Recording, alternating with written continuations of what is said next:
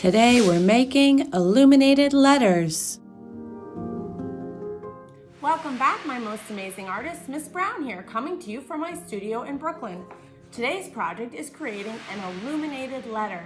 Illuminated letters started in 500 and were used all the way through 1600 in medieval times. These letters were used at the beginning of manuscripts to start off a story in a very decorative way.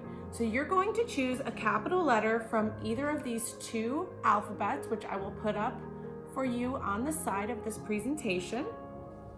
Once you've chosen your letter, you're going to think about working in a theme. Remember that illuminated letters often had gold in them, so they were highly embellished and decorative, and the artisans would take a very long time creating this very important letter that started off their story. I hope you're going to enjoy this project. As you can see, I chose the letter B for Miss Brown, so I'm excited to see what letter you will choose. Let's get started. The supplies you will need today are a pencil and pencil sharpener, white paper, a ruler, black markers, and colored pencils or crayons. Also have on your screen the alphabet reference sheet or print it out.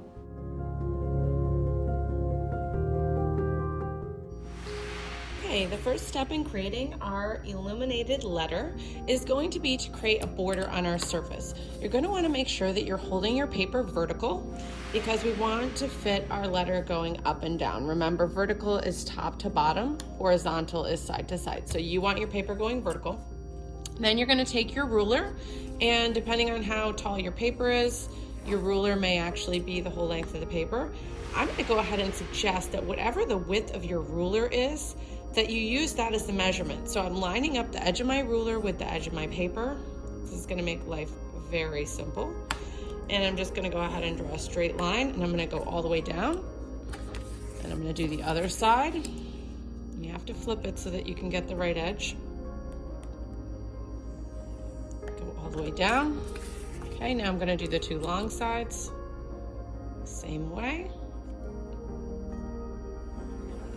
And you're going to be crossing over, so you're going to create these 4 boxes in the corners.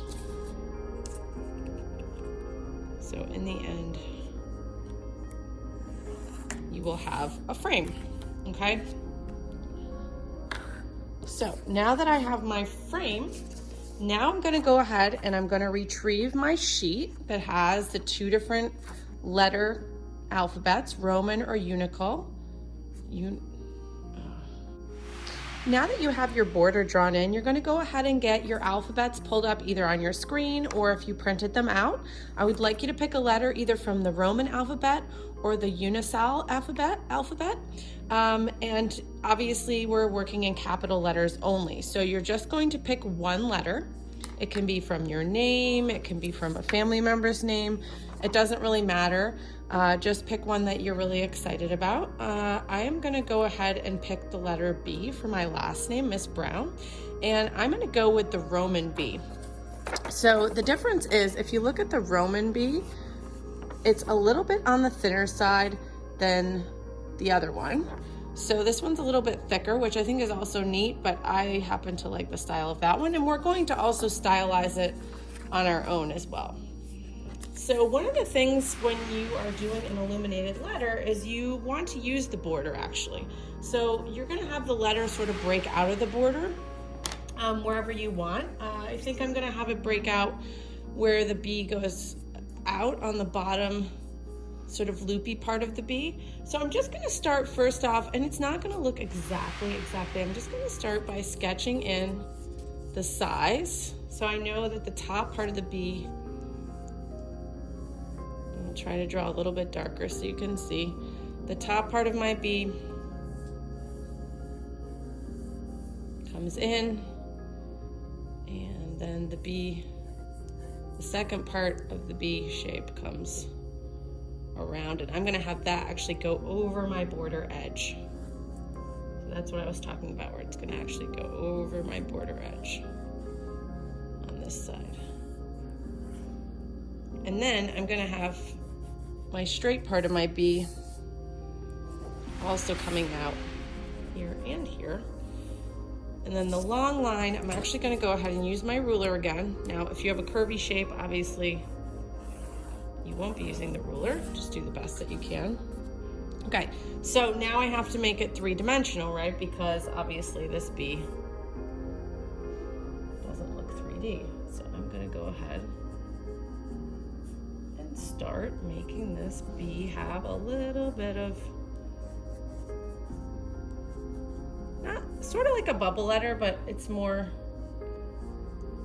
in the block style. And I'm noticing it gets a little thinner, comes to a diagonal here. Okay, and you can modify the letters a little bit from what you see in the Roman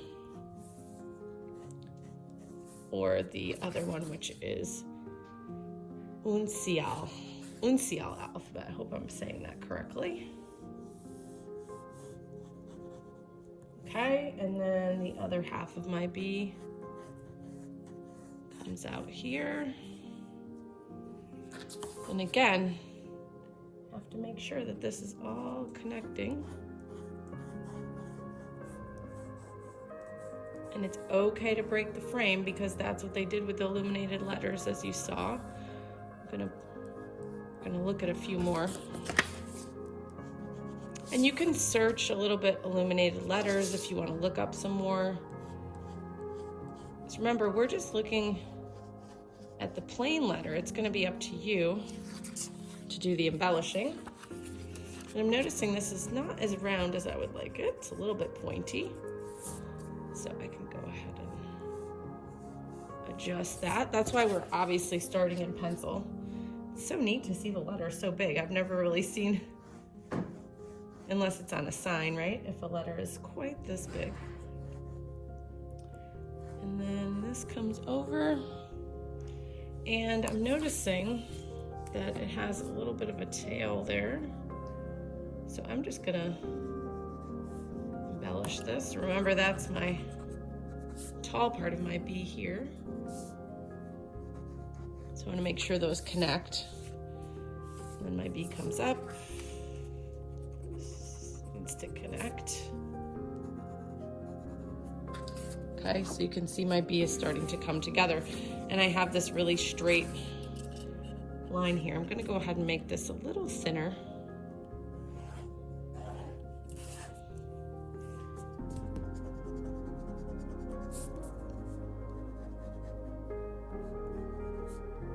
It's kind of almost like a monogram in a way, but remember we learned from the video on manuscripts that illuminated letters were actually used for the first letter of whatever story they were going to tell in the manuscript. And so that letter was the most embellished, the most flourished part. Obviously want to erase this because that's part of my B. So you can see how I broke out of the frame here, I broke out of the frame on this side. And I'm gonna leave these little squares because I might wanna actually put something in those. But I think my bee looks pretty ready. I'm just gonna clean up my edges a little bit. And depending on what letter you did, this may or may not be necessary.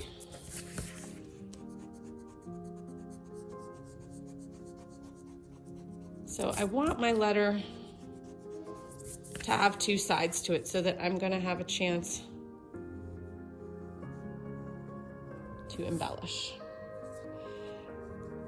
All right, let's go on to the next step.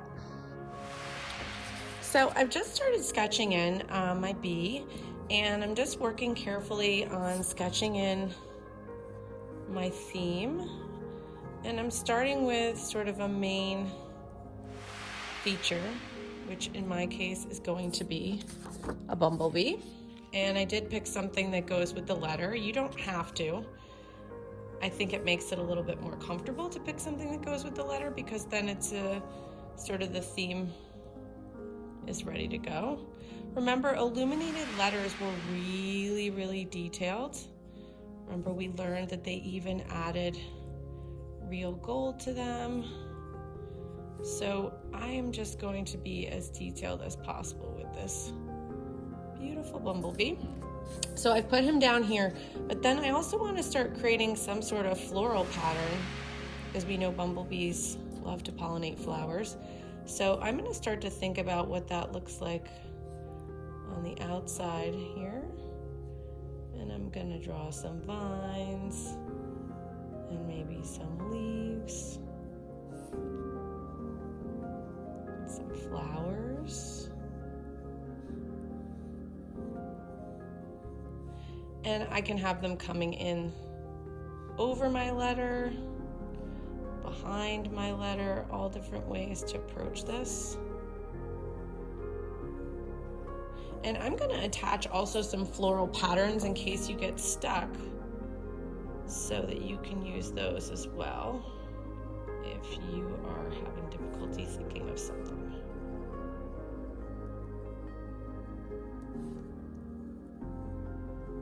So I'm just kind of following the shape here of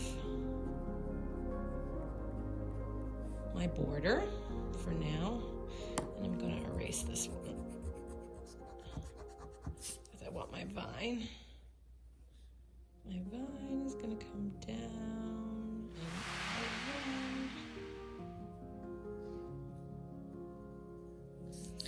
And I'm going to put a leaf here. So I'm just creating my own design. You may have noticed in some of the illuminated letters, the patterns repeat, and sometimes they don't. So I'm going to finish up my design while you're working on yours.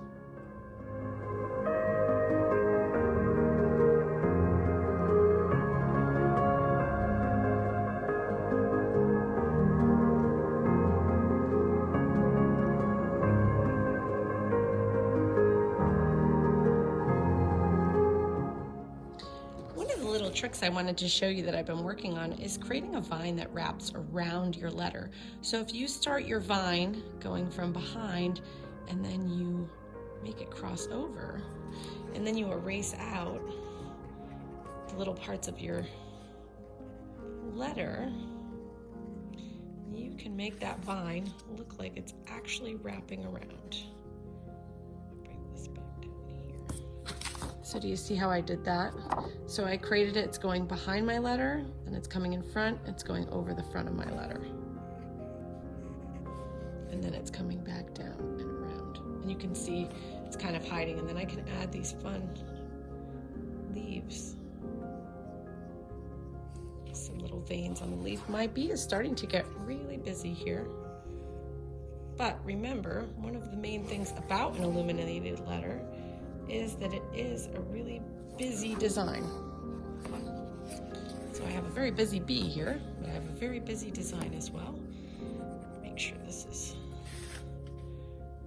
going over. And I think I'm gonna do one more flower, possibly up here. I'm gonna have this flower actually going off the page. So I'm gonna do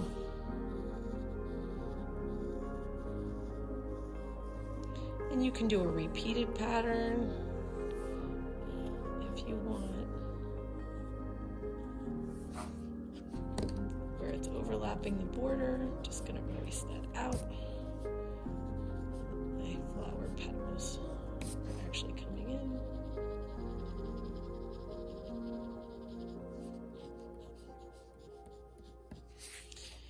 in. And I want that to feel connected, so I'm going to use a vine.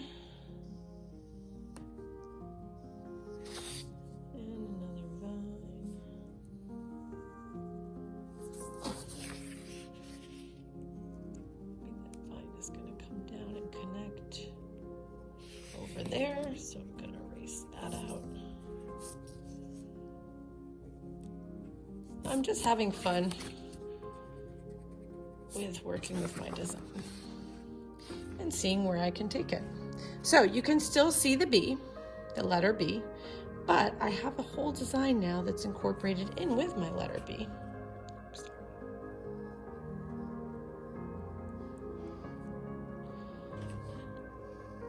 And you can even do designs inside of the letter. So for example, if you had a pattern that you wanted to do on your letter, that's fine as well. but you don't have to. I might just do something with color. So now I'm just gonna darken this up so you can see it a little bit better. Okay, and now I am ready to start outlining. The next thing you're going to need is your black marker, and we're gonna go ahead and outline our design, and then we will be adding color shortly. Okay, so I have successfully finished drawing my entire design, and now I'm gonna go ahead with either a Sharpie, a fine black pen, a black marker, and I'm just gonna go ahead and outline all the lines, being very mindful that I can't erase any further. If it's black Sharpie or black marker or black pen, I cannot erase. So that's why it's super important to get your design the way you want it before you do any marker. And if you want to use your ruler during this part, that's totally fine. Just make sure, take your time.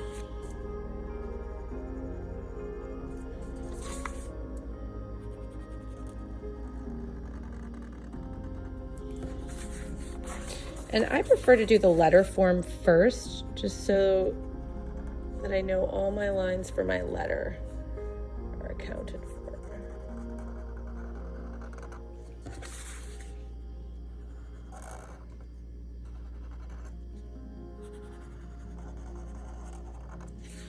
This way also, if I wanted to change anything in my theme design, I would still have time to do it. Notice I'm being mindful of the lines that are going to go over top of my bee, so I'm not continuing my bee where those flower petals are.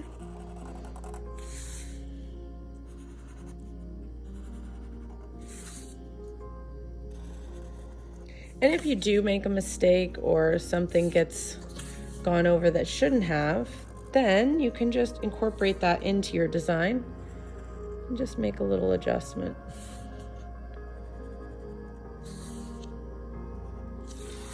Okay, so I did the entire bee, and now I'm going to use possibly a thinner marker. If you don't have Sharpies, you can certainly use thick and thin Crayola. You can use any brand of marker. You could even use a black pen for this. So I'm going to speed it up and go over the rest of my lines, and then we'll be ready to color.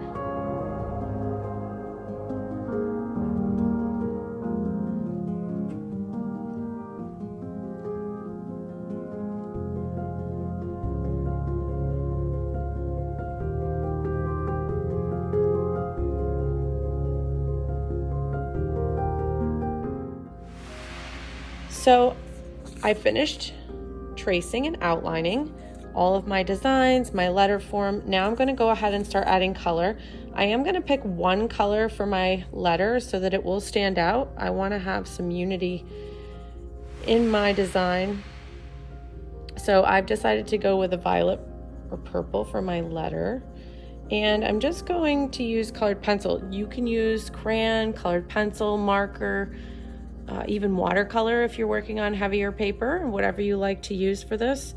I am going to continue to show colored pencil just because I can show you some fun shading techniques.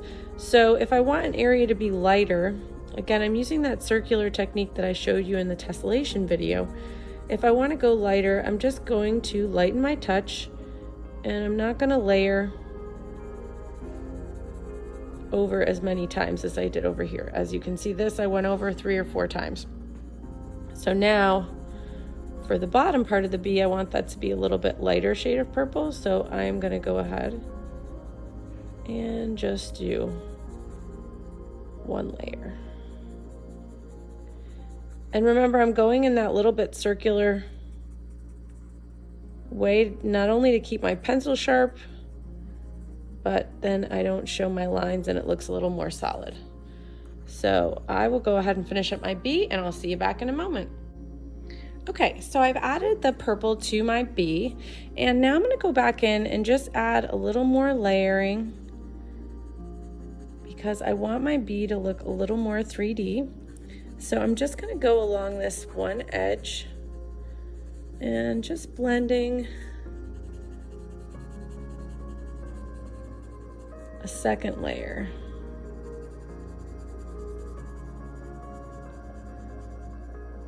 I'm not going all the way, because I want one edge to be a little lighter than the other, and I'm just practicing my blending.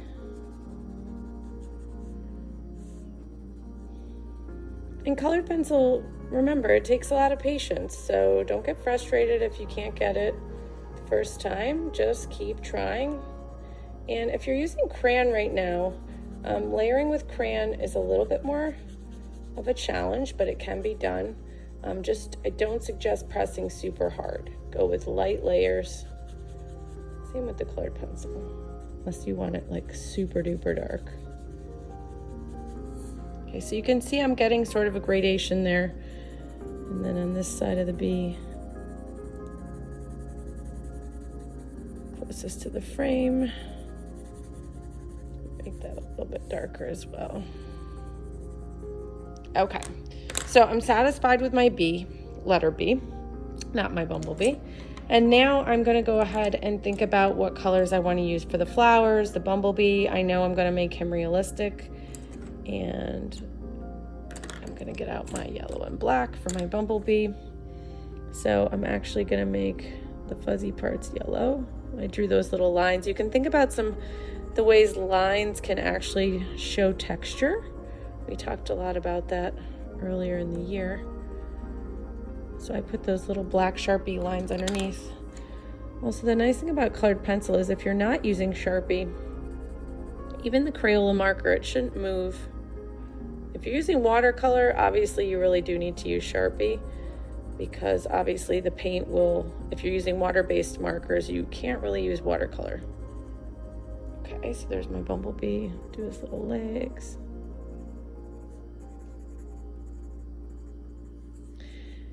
And I'm starting to also think about what color I would put behind my letter, because I want my letter to stand out. And I want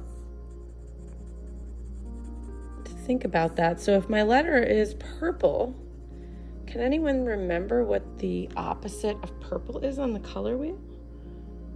Oh, did you say yellow? Yes, yellow is the opposite of purple on the color wheel. They are complementary colors.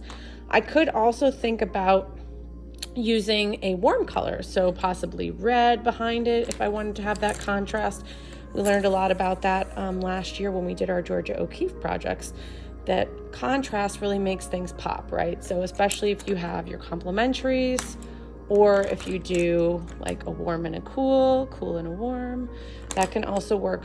But you can also have it be somewhat monochromatic. So if I wanted a purple to go behind it, maybe I'm gonna pick a lighter purple. So that's also a possibility. I'm gonna leave the wings the white of the paper because wings are transparent. I do have a white colored pencil, but I think I'm just gonna leave them the color of the paper. And now I'm gonna go ahead and finish up the rest of my design. I'll see you back here.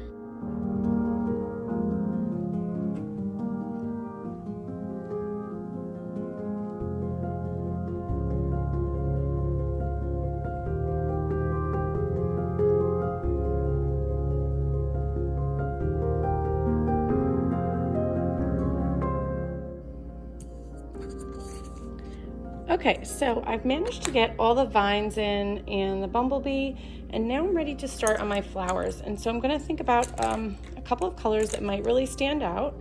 Obviously the vines are green, so I know the opposite of green is gonna be red. So I'm gonna pull all my reds and pinks. I think those are gonna work nicely for some of the flowers, but some of the flowers I would also like maybe some oranges. So I'm gonna pull those as well. Okay, so I'm gonna do my flowers, reds and oranges. Now that is going to limit my background choices as well. So I'm gonna have to really think about that after I finish my flowers. So for my flowers, I wanna do some shading. So I'm gonna start with darker edges. So I'm using right now just a regular red. And for the petals, I'm gonna make the edges red on this one. And I might do each one differently, or I could do them the same. I'm not really sure what I'm gonna do yet. Just kind of experimenting. And don't forget, you can always test your colors on a scrap paper or on the back. Oops, see, I made a flub up right there. I shouldn't have had that line, but that's okay. I'm just gonna leave it as part of my design. It's no big deal.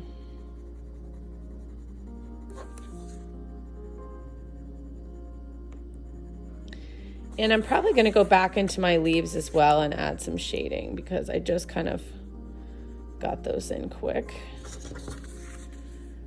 Notice I'm also turning my paper a lot while I'm working so that I can get to different areas without swiping my hand across it. So now I'm going to use the sort of magenta pink on the inside of the petal. I'm just kind of blending, overlapping a little bit here and there. Again, that circular motion with the colored pencil. I also find colored pencil works great for this because there are some tiny spaces, and crayon might be a little bit more difficult to get in those spaces.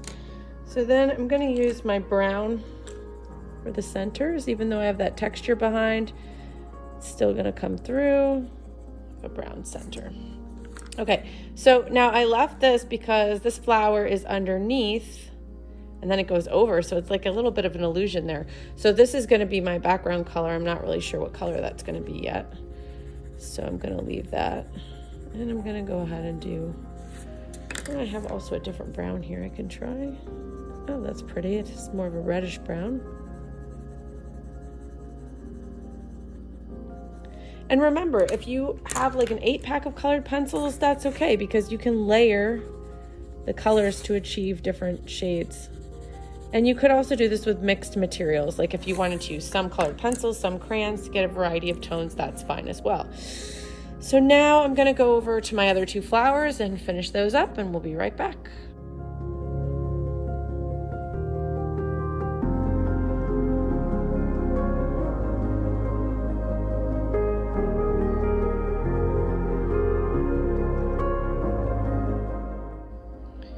Okay, all my flowers are finished, and now I need to think about my background color.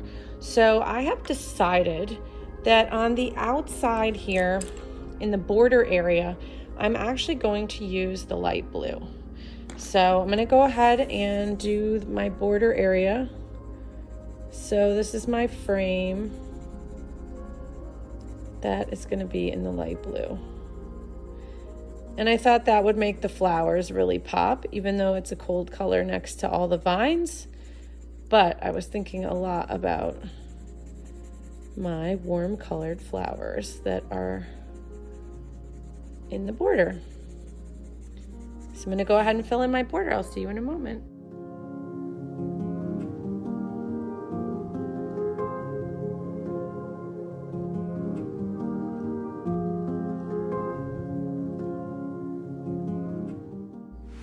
Okay, I've laid in my border color in the light blue, and I'm going to go back in and I'm just going to shade a little bit after I sharpen my pencil again. It's the one thing about colored pencil, you want a very good sharpener. My sharpener was not that good.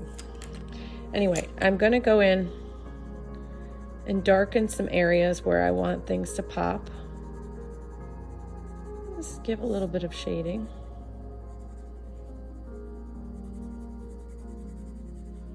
I don't have to do it everywhere. I want to bring in some darker blues.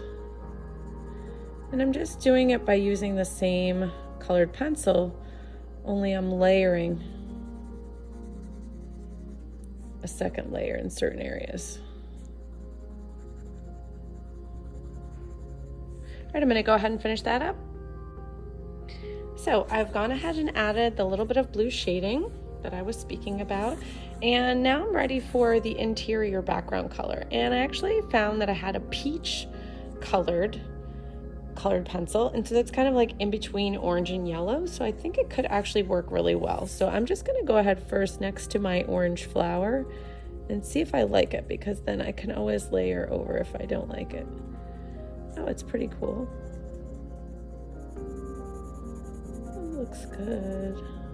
And because it's so much lighter than my orange flower, the orange flower is still gonna pop because we're using a light against a dark. So even though it's monochromatic, remember it's in one color family, it's still going to pop.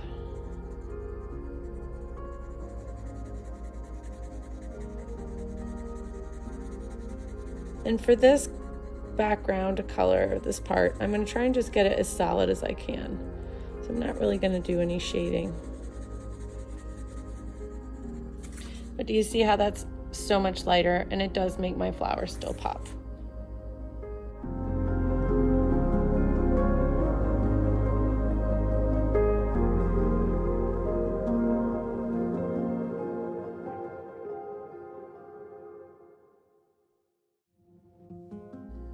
All right, so I finished coloring in everything, and now I've decided I'm gonna go back and I'm gonna hit the greens a little bit more just to give a little bit of accent shading on the dark greens. So I'm just gonna go in and layer a little bit on the leaves just to give a little bit of three-dimensional. This is a very personal choice on your own design if you wanna go back and do any touch-ups. If you're happy with it, obviously, oh, my pencil sharpener is not the best. I am missing the sharpener at school. And even our hand sharpeners at school are so good. Okay, that's perfect. So just layering a little bit here and there.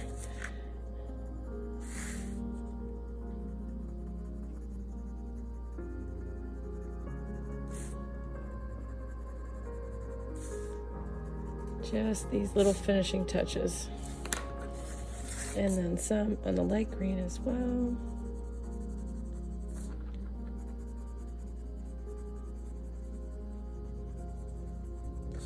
And I might even darken some of my vines,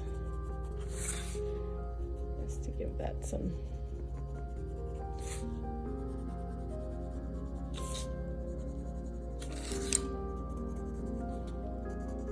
So if you finish this and you want to make another one, you could think about making one for a family member, or you could make one for a grandparent to send, or an aunt, an uncle, cousin, etc. And you could do their initial, which would be a really neat gift.